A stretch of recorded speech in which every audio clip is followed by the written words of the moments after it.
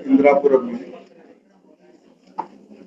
जो बहुत ही गंभीर बीमारी है थैलेसीमिया केयर सेंटर का शुभारंभ हुआ है, उसमें मेरा आना हुआ।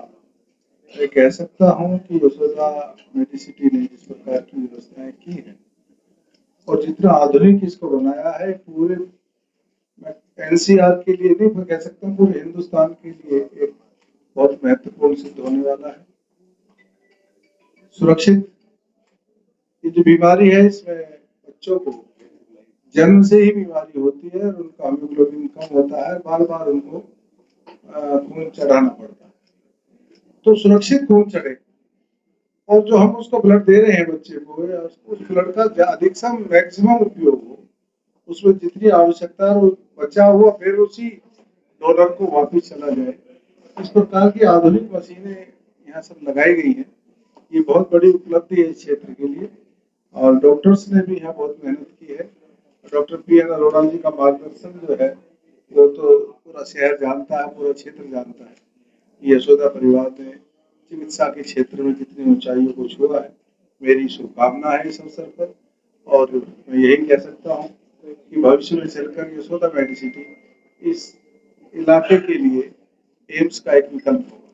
सर, आप यहाँ आए हैं और जिस तरीके से यहाँ की बात बताई, आप राष्ट्रीय पार्टी भाजपा से जुड़े हुए हैं, तो जो पश्चिम बंगाल में चल रहा है वहाँ भी एक बीमारी फैली हो जाएगी। बीमारी एक दिन की नहीं, 50 साल की, 50 वर्ष पुरानी बीमारी है। उसका ऑपरेशन जनता ने कर दिया है। आसाम की तरह से बंगाल भी अब सुरक्षित होगा। उत्तर प्रदेश की तरह से बंगाल में भी लोग अमन की चैन की नींद सो सकेंगे और सुरक्षित रह सकेंगे। एक आखिरी सवाल, पूर्व मुख्यमंत्री अखिलेश यादव जी ममता जी के पास गए थे और उन्होंने कहा आप हारी नहीं है, उस पर आप कहते हैं? बस मैं ये कहूंगा कि अब अखिलेश जी को कोई बुलाएगा नहीं। जहाँ जहाँ गए उसी की लुटिया डूब गई। अभी तक जहाँ अखिलेश जी का पदार्पण हुआ वो स्टालिन से मिलने गए थे, वो हार गए। ममता जी से मिलने गए थे, वो हार गए। अब कोई उन्हें बुलाएगा नहीं आसानी से।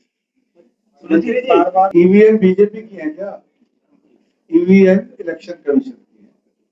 और मैं कहता हूँ कि जो लोग कहते हैं कि गड़बड़ की गई, तो तमिलनाडु में क्यों नहीं की, वो केरला में क्यों नहीं की, वो हिमाचल में क्यों नहीं की, वो झारखंड में क्यों नहीं की, वो आंध्रा में क्यों नहीं की? वहां तो ईवीएम ठीक, ईवीएम वही गड़बड़ है जब भाजपा जीतती है। ईवीएम तो ठीक है। ये जो इस प्रकार का इलेक्शन कमीशन जैसी निष्पक्ष संस्था पर आरोप लगाते हैं, ये उनका मानसिक जो है